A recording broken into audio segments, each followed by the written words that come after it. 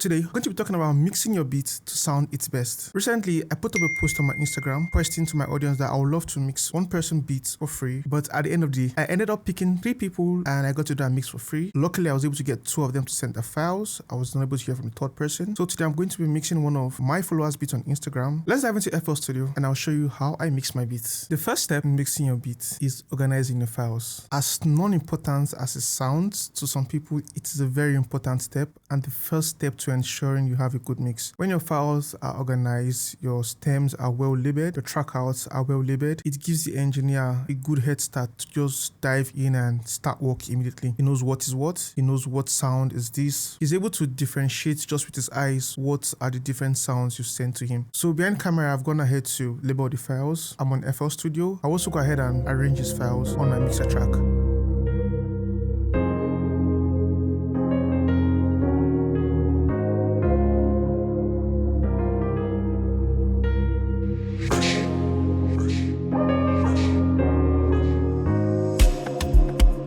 Now we have our tracks probably arranged on our mixer. I like to keep my instruments on the far left, so I start with my instruments and end my instrument with my bass. So just beside my kick, which start my drums for me all the time, I start with my kick. I have the bass and the kick together, so I can do side chaining if I need to. When I do things in my mix, I make sure that I need to do it, not just that I want to do it. It is needed in track, then I make that decision. If it's not needed, I don't make that decision. So I have my kick, the fundamental drum elements, and I go to the percussions, and I go to any loops, any drum or percussion loops that might have been used with shakers and stuff like that. Then I end that section with the drum fills and I go to, then last on the list are my effects and stuff like that. That's what ends my normal arrangement on my mixer. Now, you want to look for the most busiest parts or segments of your beat or song, usually chorus. Forget about the labeling up here, that's just my default template. For this track, I'll go ahead and find the chorus, which I think might be somewhere around here. This place looks like the most busiest segments of the song, this area. I could be wrong, but just selecting that section and let's have a quick listen. I'll drop the master volume down a bit just in case it's too loud.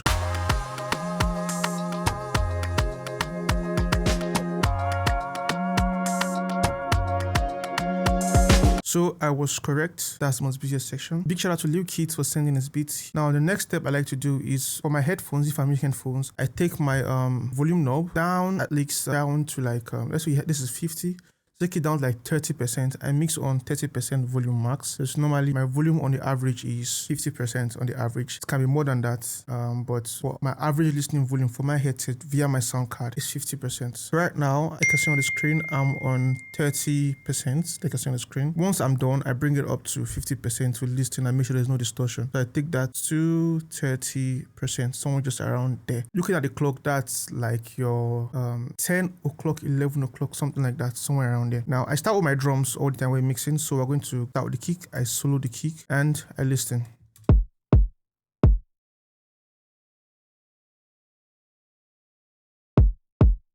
So what we're doing now is called balancing. We're going to balance the levels of the track. You'll notice I wouldn't really use much effects. Like I said, I only take decisions when I think it is rightfully needed, not just because I want to do it. So let's get back to the kick. From this moment onward, I think I will talk less and you just follow what I do. I'll try to explain after various sections throughout the mix process.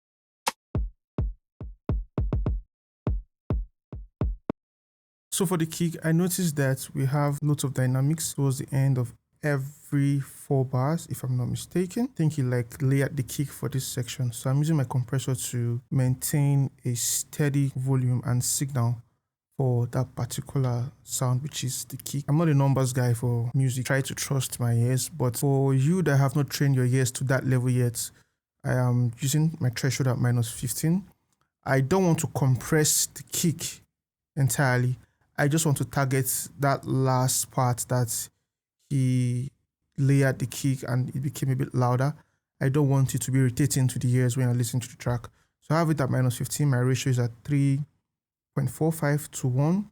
A fast attack, a slow release, because I want the compressor to hold on and hold those peaks that are coming in because of the layered kicks and stuff like that. So that's basically what I'm doing with this compressor, nothing serious. I do not want to compress the kick, but I need to tame those high signals and stuff like that. So it sounds like this now. It holds it a bit. I know it's not all that much, but it's good enough. I could bring my compressor down a bit to -16. Yeah, so without it, I don't want that. That's better.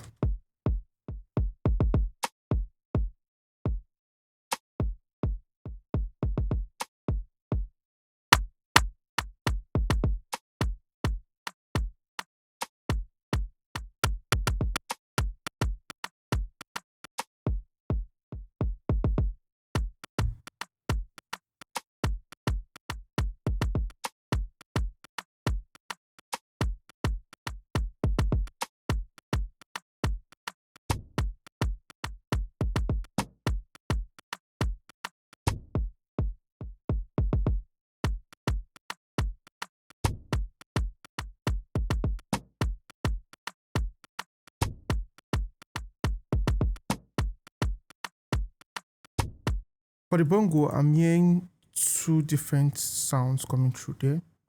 Let me load up Fab Filter real quick, the EQ, and take a look at the frequency spectrum and see what's going on.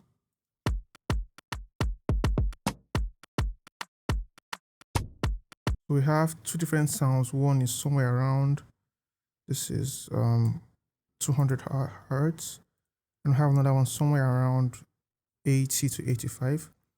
Quickly, I'm going to put a low cut just to remove any excessive low end down to like 25 hertz. I think I'm going to attenuate, so rather boost this segment.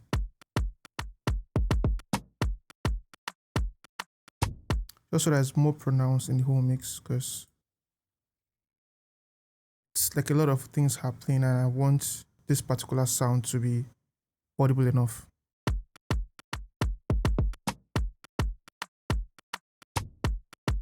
Now that sounds very pronounced. I can turn off my EQ and turn it back on for it to hear. This is it turned off.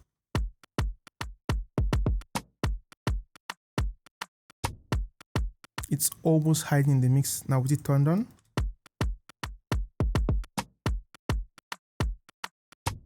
much more pronounced. Next to the second bongo.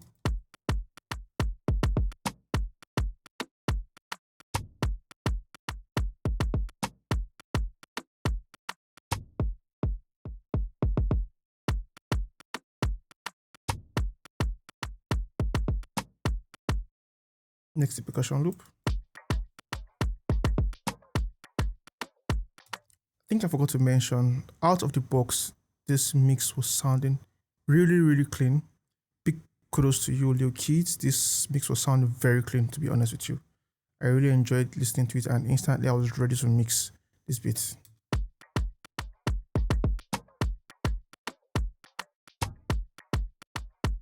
So I want to spread this to the stereo mix. I'm going to use stock FL Studio Stereo Shaper plugin, the Stereo Enhancer rather plugin, just to spice up this percussion loop.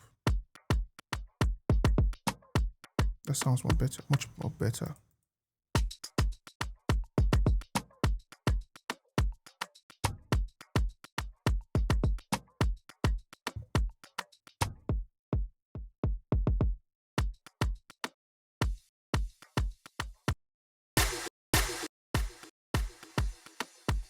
Now, for my effects and stuff like that, I want to make sure that it is more felt than heard. I want you to feel the impact it's making in the music more than you can hear it.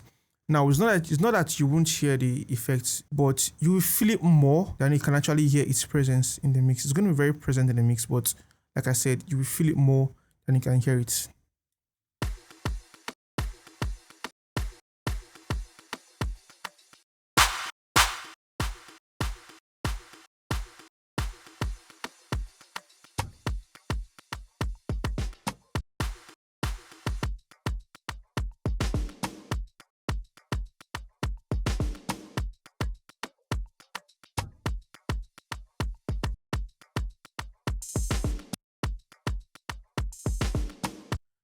So on my mixer, I have two sends, a reverb and a delay. It's important to use sends for your reverb and delay. You should not just print the delay directly on top of the signal. You want to have free control of the wet and dry signal independently. The plus for using a send is to make sure that all your delays you'll be using will sound similar, like in one space, using different kinds of delay, which it's not totally wrong. As long as you know what you are doing, you can go ahead with what you're doing. But it's good to have everything sound cohesive, like it's coming from one particular space, not just like you're hearing the rim sounds like it's coming from a room far away. The percussion sound like it's coming from like a concert ground or like a big auditorium.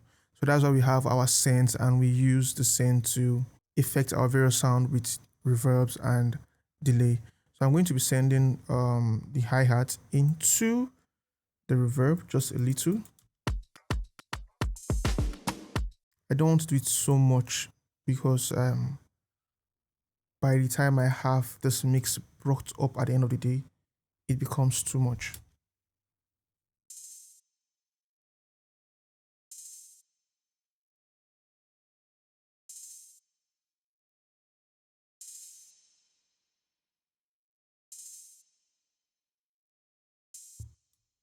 It's okay. So far, this is all we have.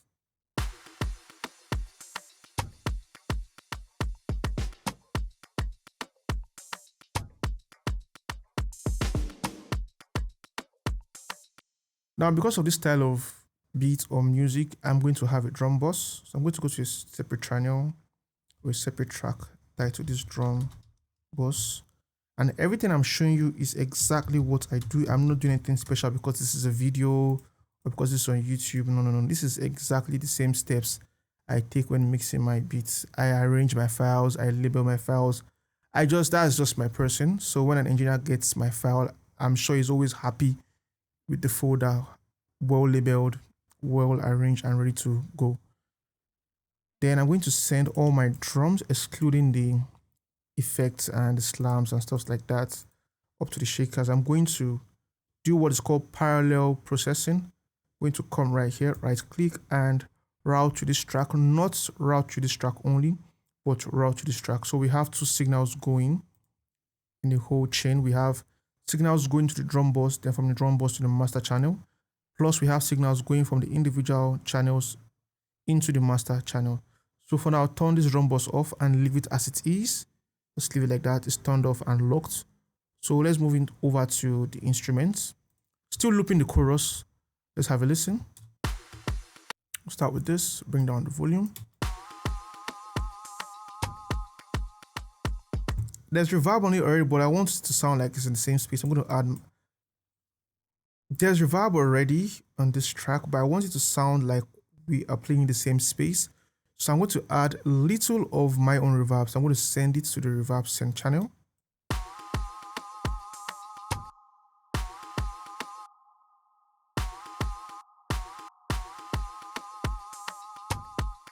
I'm going to add an EQ here. Let me first of all monitor. I don't want to make sure that I'm not going to be having harsh frequencies at the end of the day for this particular signal.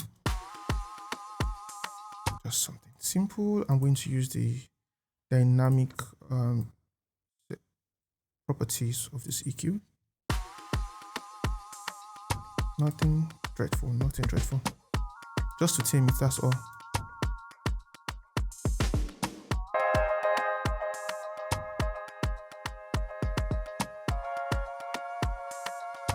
Listening.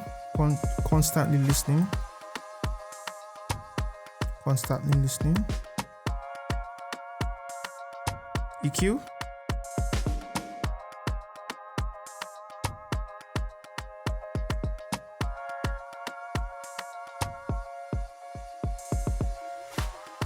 Instantly you could hear how mild it became because I could hear it was a little bit harsh over there. Way better.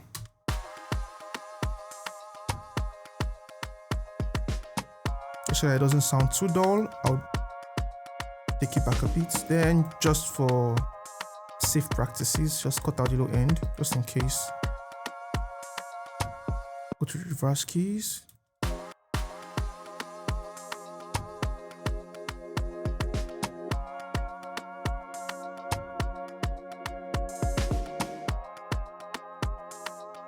I'm going to add a chorus plugin to this. I want it to sound lush and nice. I'm going to be using Arturial's Juno 6.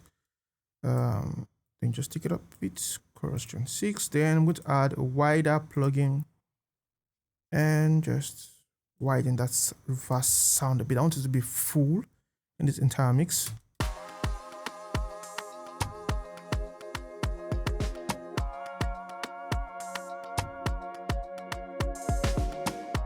Next up, let's go to the strings section. Get over here and shift this a bit forward. Bring this down first, then turn it on.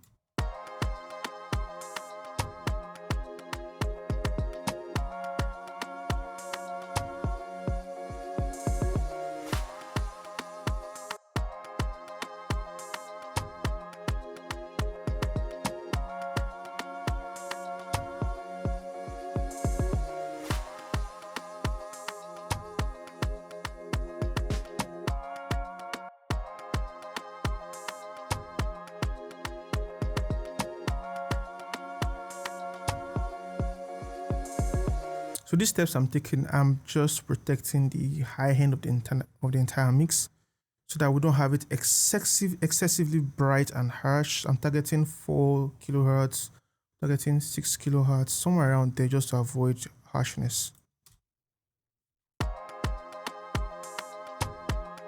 And I want to take the strings up some more so I can back this down a bit, then I can take my strings up some more.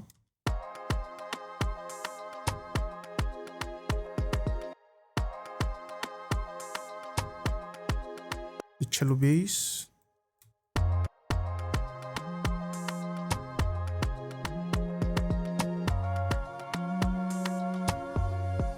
That sounds tight. So for my bass, if I want it to be boomy and nice and strong, the almighty R bass does the job every time.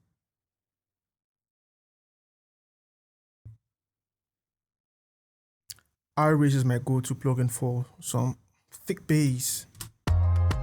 That's it, that's it.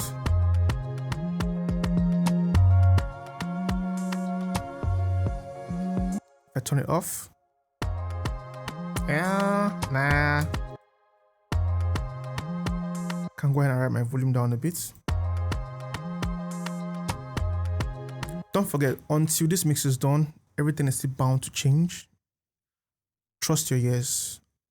Trust your ears. So just keep training your ears. Keep training your ears. Don't worry. Don't worry that we are saying trust your ears. It's just the truth. You understand? Over the years, you come to realize that, man, these are your greatest tools. Your ears. These two things here, they're your greatest tools. Your ears. So you trust them. You need to trust them. Forget about what you're seeing. You just need to trust what you're hearing.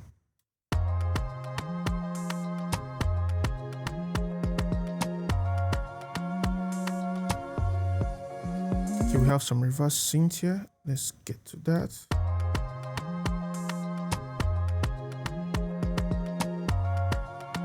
I want to know where that is in the track.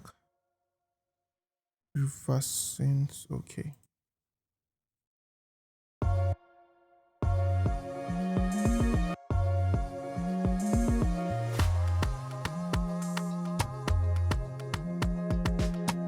So we have some other sounds that are still inactive, so let's get to a different section of this track and hopefully they were used there. So for example, we have this whirly piano.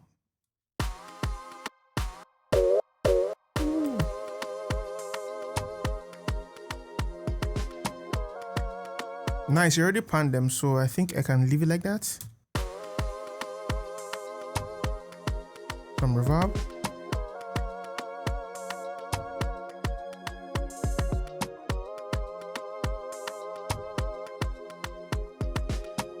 I think I need some low end for the strings.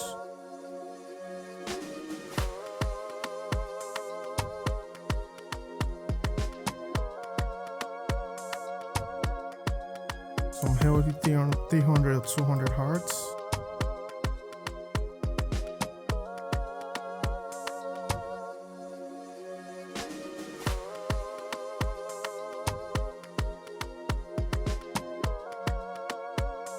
Let's get another section where we have other kind of instruments playing. Okay.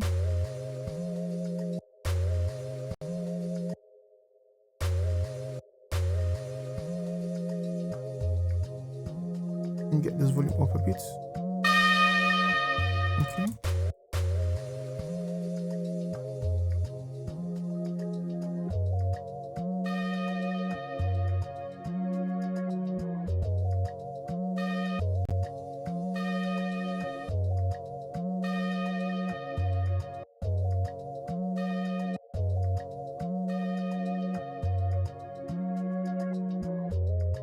I'm feeling like my instruments are a bit too low, so I'll select all of them, then just take them up a bit.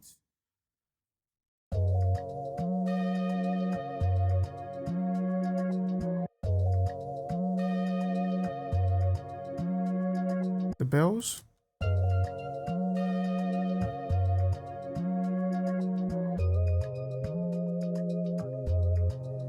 I want to add some magical vibe to these bells. I want to use magic dice. It's a reverb and delay like stuff. So those who know me very well with magic dice. Okay. Yeah, I think I got that dreamy sound I was looking for.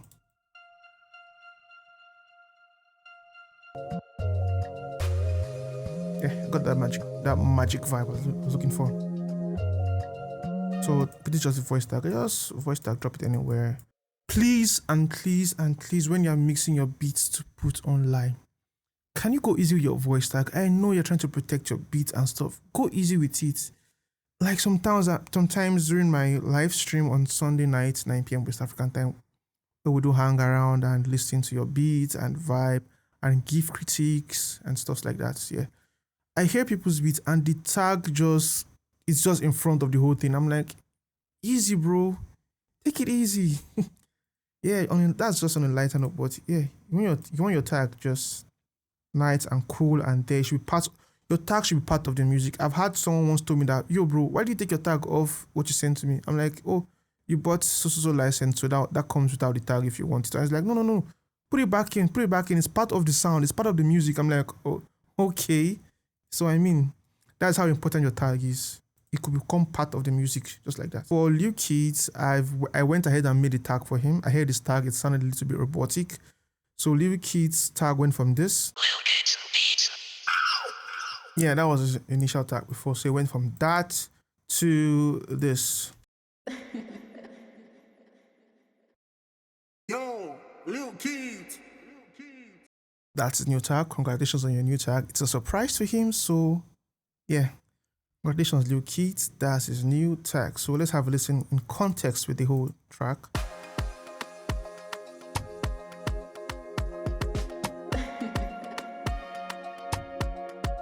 Yo, Lil Keats. Okay, make sure it's not too loud.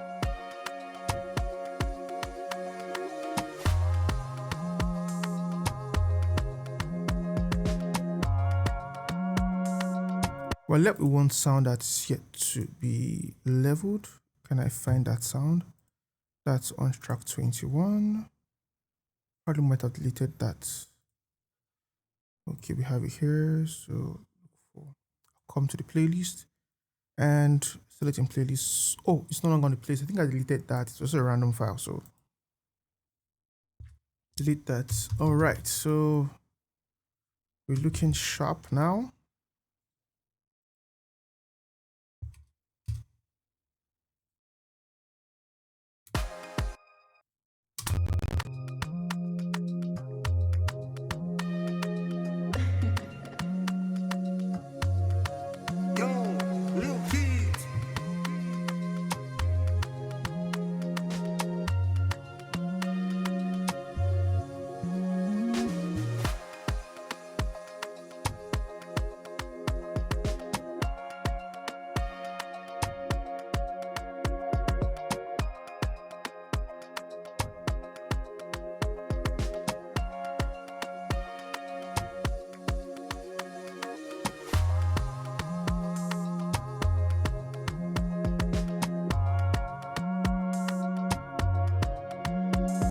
Now that's sounding real nice and good. Let's move on to what you do on the master channel. I'm sorry I don't like referring to what I'm about to do as mastering, because I personally believe until it's a finished product, you can go ahead and master whatsoever that is. But as long as it's a beat you want an artist to jump on, I don't know what word to call it, but let's call it pre-mastering. So I'm going to pre-master the beat. I don't like using that word mastering. It sounds like I'm just saying rubbish, because this is not mastering. But I want to bring up the entire levels of what we've done so far. I'm going to go ahead and add my chain. My master chain comprises of an EQ, a multi-band compressor. I use this isotope 5 for stereo imaging. Then I have a limiter, which is the L1 Ultra Maximizer. And this is just to see my levels. Let's see where we are hitting right now currently. Okay, this is a bit too low.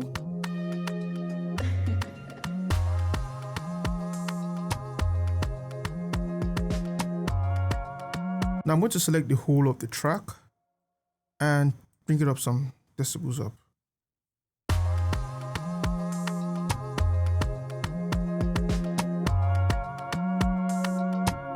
Okay, that sounds nice. Bring the keys down a bit. It's a little bit everywhere. Then for my reverb, bring it down a bit also.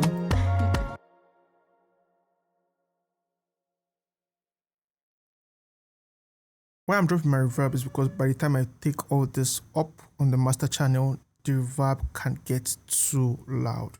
So that's why I'm doing that. So I'm just going to bring it down some decibels. Let's say -8 decibels. Then on the master channel, we'll start with our EQ. I know, what kind of EQ is this? What are you doing? Trust me when I say this is going to be a blessing to your beats. You just have to trust me on that one. I'm sorry. Have you ever been in a situation whereby you're trying to use a limiter and you're trying to bring down your threshold, but you can tell it's not loud enough, but it's already distorting, and like, why is it distorting when it's not loud enough? And on your meters, you're already like slamming 0 decibels already, or -1 decibels, so hard already. So it's because of excessive either low energy or excessive high frequencies in your beats. If you're a music producer, you should know by now that the human ear can only perceive from 20 hertz up to 20 kilohertz. Anything above 20 kilohertz, you cannot hear anything. Anything below 20 hertz, you cannot hear it. Animals, dogs, and other creatures have different hearing like levels and in this frequency spectrum. It varies for different creatures, but for human beings, it is from 20 hertz to 20 kilohertz. Let's start with the low cut, aka the high pass. I'm going to solo that frequency. I'll drag this just up. I'll drag this back up until the point I can no longer hear anything.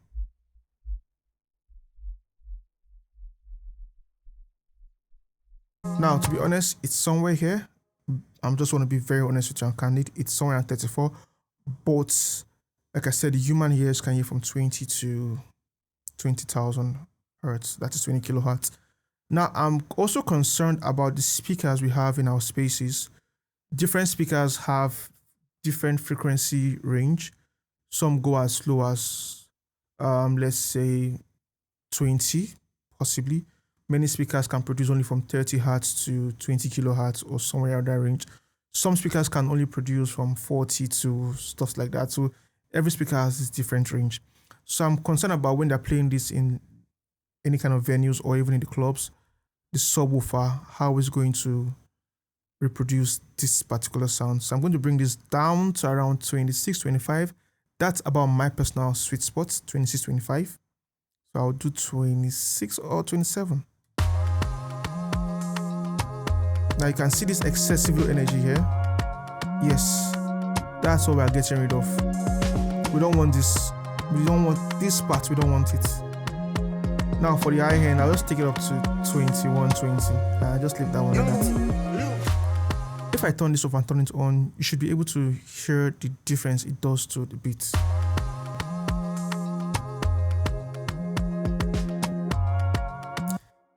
It's minimal somehow, but you can feel some excessive weights being dropped. I think that's what you just feel excessive weight being dropped. Now for my multi-band compressor, I have my personal presets I load and I tweak. So I'll go to here and yes, this is my latest preset I've tweaked recently. So let's go ahead. Off.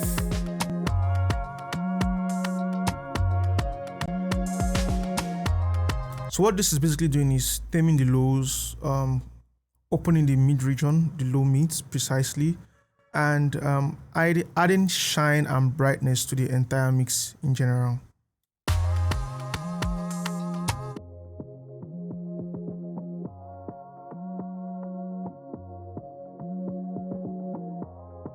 So we are doing, for this particular band, we are doing minus 30 decibels as a threshold. Our range, we're taking away minus 6 decibels. We're compressing it down, like we're taking away minus 6 decibels whenever this particular band is being compressed. Attack it. For this frequency, let's make the attack a bit fast and release slow. I think I'm happy with this.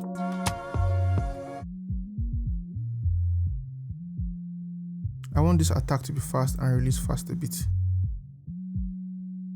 make it a bit punchy. I think it sounds fine. For my high end, not too bright. So this high end is doing the opposite. It's boosting it whenever it hits a particular threshold. It boosts the high end to make it bright and nice.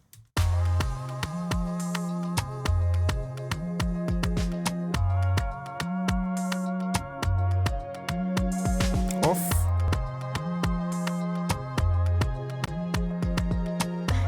Just adds a sense of clarity to the whole thing entirely.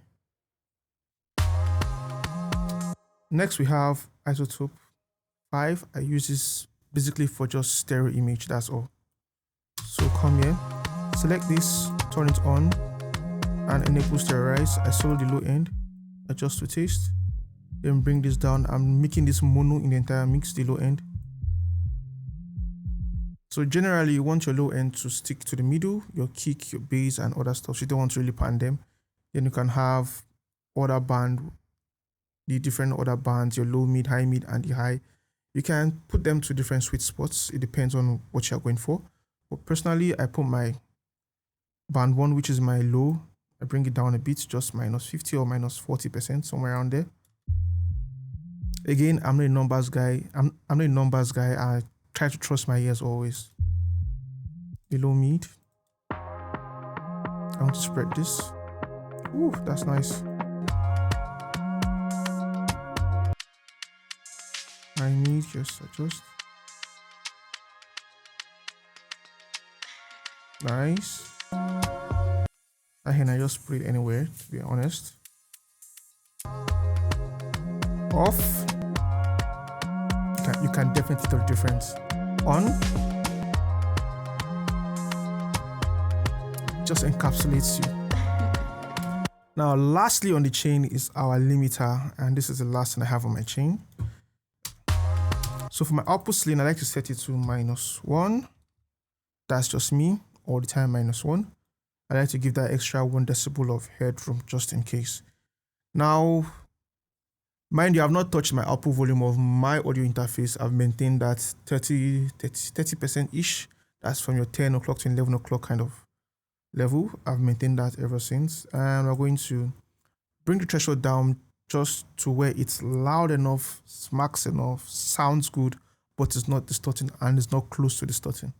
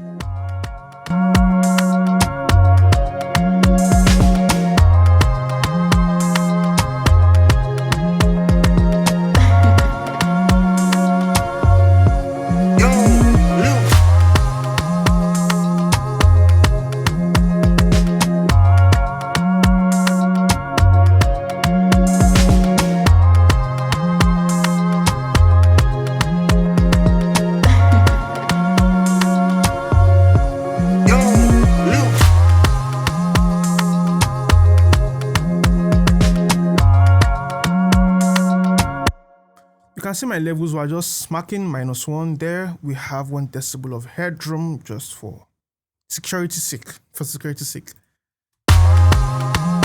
Sounding nice, sounding punchy. It's there. Now to make the drums smack in the face, I'm going to come to my drum bus. I'm going to load 2 plugins. One, it's Native Instruments Solid Bus Compressor, and we're doing the drum. I can choose drum bus crushed or drum pusher. I want to just smack it in the face. Let's do drum pusher. Makeup gain this, attack fast, ratio, let's do 5, threshold is there. Too much, to be honest.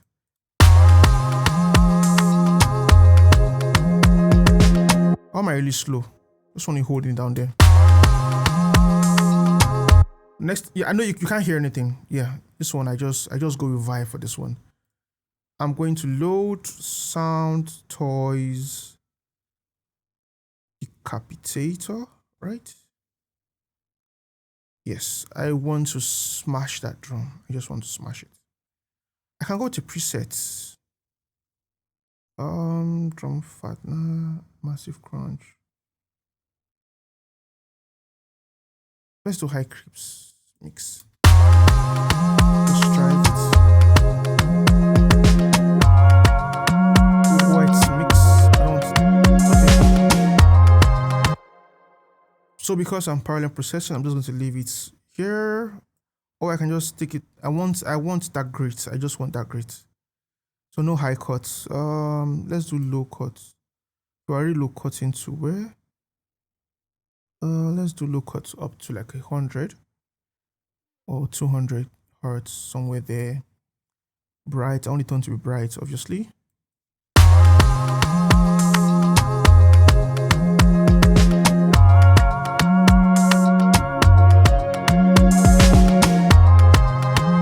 Alright, I'm going to go ahead and blend this into the mix, turn down the volume, turn it on, then let's just blend it. I'll be listening, and whenever I think it sounds right, I stop.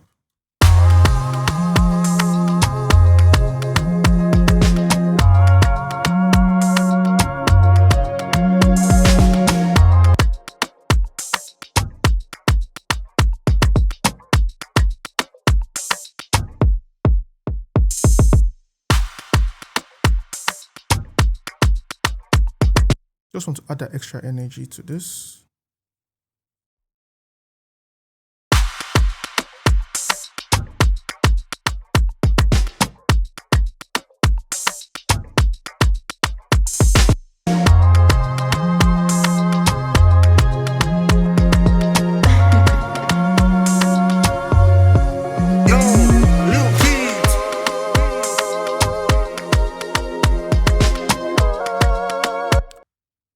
Alright, think this is sounding nice. Quickly from the top, let's have a listen.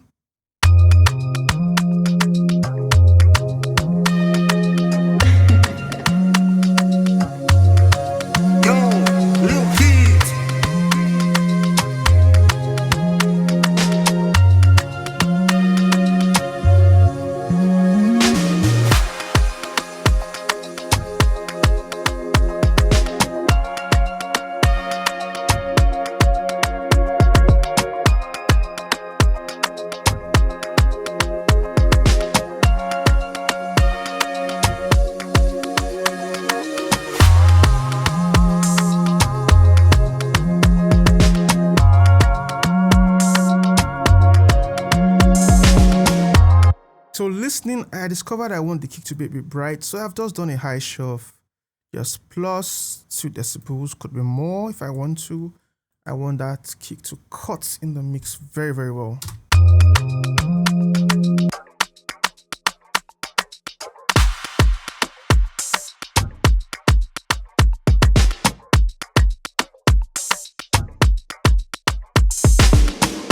This sounds amazing. My last test is to bring my volume to the average level, that's 50%, and have a listen. It should sound loud, nice, tight, no distortion at all.